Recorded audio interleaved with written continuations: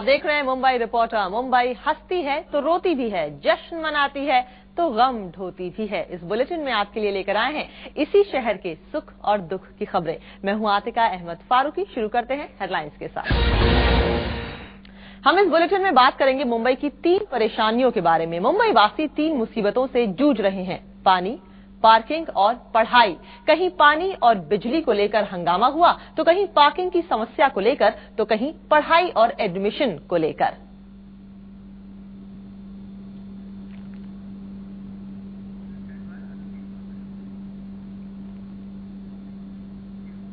आगे बढ़ते हैं। महाराष्ट्र सरकार के 11वीं क्लास में सीट रिजर्व करने के मंसूबे पर पानी फिर गया है। कोर्ट ने इस पर रोक लगा दी है। अदालत ने सरकार से कहा है कि पहले वो सीट रिजर्व करने का औचित्य बताए, तभी दाखिला शुरू हो पाएगा। कोर्ट ने सीबीएसई और आईसीएसई की याचिका पर ये फैसला सुना दिया।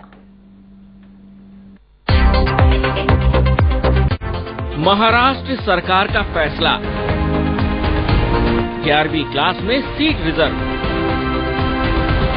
90% सीट राज्य बोर्ड को। लेकिन अदालत ने लगाई रोक। न 11वीं में दाखिला होगा, न दाखिले में आरक्षण मिलेगा। महाराष्ट्र सरकार ने 11वीं में राज्य बोर्ड के छात्रों के लिए सीट रिजर्व करने के सरकारी फैसले पर रोक लगा दी है। अदालत ने सरकार से कहा है कि वो पहले अपने इस फैसले का औचित्य साबित करें, तभी दाखिला शुरू हो पाएगा। ये फिजिबल नहीं है, लेकिन स्टेट का जो कहना है वो अभी तक हमको पता नहीं क्या है। उनके एफिडेविट में से तो ऐसे कुछ लॉजिक नजर नहीं आ रहा, लेकिन फिर भी कोर्ट उनको मंडे को सुनेगी और उसके बाद ही निर्णय होगा। दरअसल राज्य सरकार ने सत्र से महाराष्ट्र बोर्ड के छात्रों के लिए 90% सीट रिजर्व करने का प्रावधान किया, यानी कि दूसरे बोर्ड से पास करने वाले छात्रों के लिए सिर्फ 10% सीटें छोड़ी गईं। सरकार के फैसले के खिलाफ अदालत में 7 याचिका दायर की गई। इन याचिकाओं पर सुनवाई करते हुए अदालत ने दाखिले पर ही रोक लगा दी। चूंकि मामला मराठियों से जुड़ा है तो शिवसेना तुरंत सरकार के समर्थन पर उतर आई।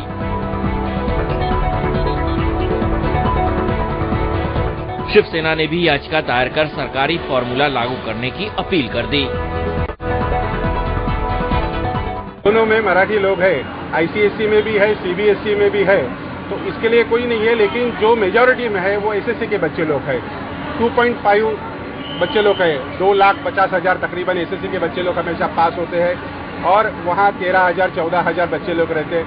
तो जो अगर प्रमाण देखा जाएगा, अगर परसेंटेज देखा जाएगा तो ये परसेंटेज सही है, 90-10। मुद्दा छात्रों के भविष्य से जुड़ा है, लेकिन शिवसेना को सियासत की पड़ी है। अब सबकी निगाह 29 जून पर टिकी है, जिस दिन अदालत का अंतिम फैसला आने वाला है। भूपेंद्र सिंह, मुंबई, न्यूज़ 24।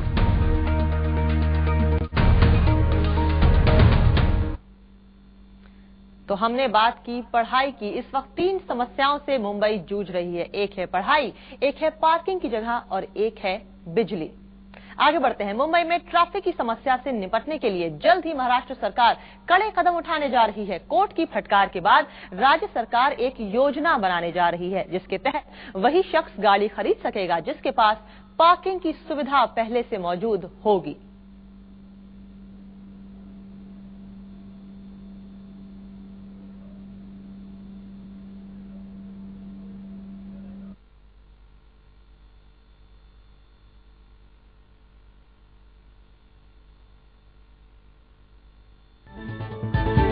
पहले करो पार्किंग का इंतजाम, फिर खरीदो गाड़ी। जी हां, मुंबई में गाड़ी खरीदने से पहले आपको करना पड़ सकता है पार्किंग का इंतजाम। महाराष्ट्र सरकार की योजना पर अमल हो गया तो गाड़ी खरीदने से पहले आपको ये सुनिश्चित करना पड़ेगा कि आपके पास गाड़ी खड़ी करने के लिए पार्किंग की व्यवस्था है या नहीं। न्यूज़ 24 को मिली जानकारी के मुताबिक परिवहन विभाग ने अदालत में ट्रैफिक जाम से निजात के लिए जो 3 सलाहें दी हैं, उनमें से एक ये भी है। सलाह नंबर 1, पहले पार्किंग फिर गाड़ी। सरकार की पहली सलाह ये है कि उन्हीं लोगों को गाड़ी खरीदने की इजाजत दी जाए जिनके पास इसे खड़ी करने के लिए पार्किंग की व्यवस्था हो। सलाह नंबर 2, पार्किंग नहीं तो नष्ट करो पहली गाड़ी। अदालत के सामने सरकार ने ये सुझाव भी रखा है कि पार्किंग न होने की सूरत में दूसरी गाड़ी खरीदने वालों को पहली गाड़ी नष्ट करनी पड़ेगी। सलाह नंबर 3, बस के लिए विशेष लेन। निजी वाहन की जगह बसों में सफर को बढ़ावा देने के मकसद से सरकार स्पेशल लेन में बस चलाने पर विचार कर रही है। निजी वाहन की जगह बसों में सफर को बढ़ावा देने के मकसद से सरकार स्पेशल लेन में बस चलाने पर विचार कर रही है। मकसद जल्द से जल्द मुसाफिरों को घर या दफ्तर पहुंचाना है। लास्ट टाइम वो कोर्ट को बताया गया था कि ट्रैफिक रिस्ट्रेंट स्कीम बनाई जाए, यहाँ पे 20% off private vehicles will not be allowed to fly island city में ड्यूरिंग पीक आवर्स। दरअसल इस पूरे मामले पर सरकार तब हरकत में आई जब मुंबई में ट्रैफिक जाम के खिलाफ अदालत में याचिका दायर की गई। इस याचिका पर सुनवाई के दौरान ही अदालत ने सरकार से ट्रैफिक जाम से निजात दिलाने के लिए योजना बनाने को कहा। सरकार का सुझाव उसी योजना का हिस्सा है। अब अदालत ने सरकार से 2 हफ्ते के भीतर हलफनामा दायर करने को कहा है। इस याचिका पर सुनवाई के दौरान ही अदालत ने सरकार से ट्रैफिक जाम से निजात के लिए योजना बनाने को कहा। सरकार का सुझाव उसी योजना का हिस्सा है। अब अदालत ने सरकार से 2 हफ्ते के भीतर हलफनामा दायर करने को कहा है। भूपेंद्र सिंह, मुंबई, न्यूज़ 24। हमने बात की पढ़ाई की, हमने बात की पार्किंग की, अब बात करते हैं मुंबई में बिजली की। मुंबई में बिजली पर मचा है बवाल। आमने सामने है शिवसेना और बिजली कंपनियां। बिजली की बढ़ी दरों को लेकर शिवसेना ने पूरे मुंबई में जमकर तोड़फोड़ की। शिवसेना ने साफ चेतावनी भी दे डाली कि बिजली की बढ़ी दरें वापस नहीं ली गई तो मुंबई को रोक देंगे।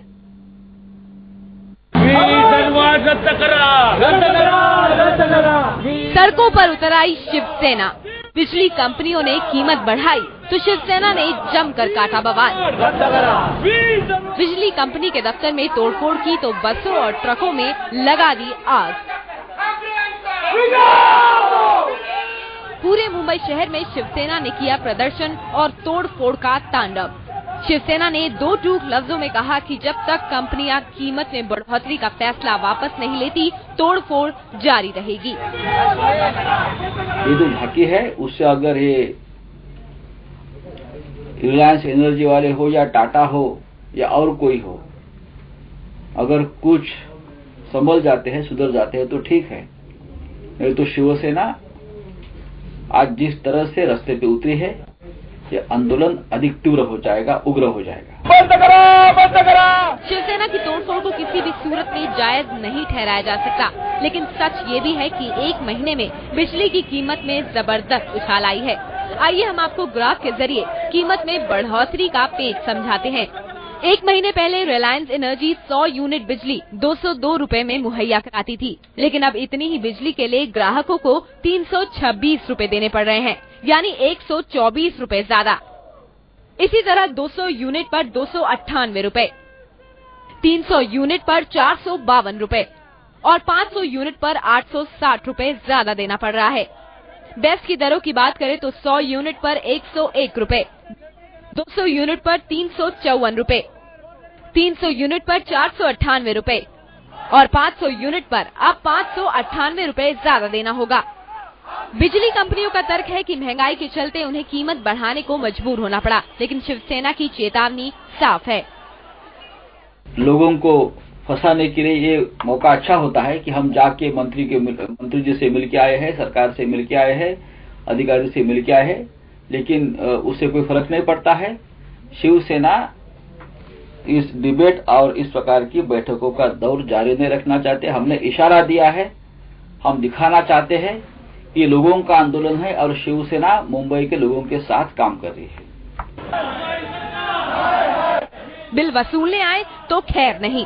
महाराष्ट्र में जल्द ही चुनाव होने वाले हैं। शिवसेना की सक्रियता की एक वजह ये भी है, लेकिन अगर चौहान सरकार ने वक्त रहते कदम नहीं बढ़ाया तो ये मसला उनके लिए भी परेशानी का सबब बन सकता है।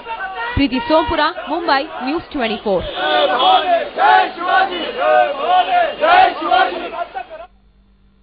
तो देखा आपने, मुंबई वासी इस वक्त 3 समस्याओं से, 3 मुसीबतों से जूझ रहे हैं। एक है पानी, पार्किंग और पढ़ाई। पार्किंग की जगह नहीं है, पढ़ाई को भी लेकर काफी विवाद हो रहा है और बिजली की जो दरें हैं वो बढ़ गई हैं। शिवसेना का कहना है कि ऐसा नहीं होना चाहिए। मुंबई रिपोर्टर में भी लेंगे एक छोटा सा ब्रेक के बाद भी है अभी बहुत कुछ और। आप देखते रहिए News 24।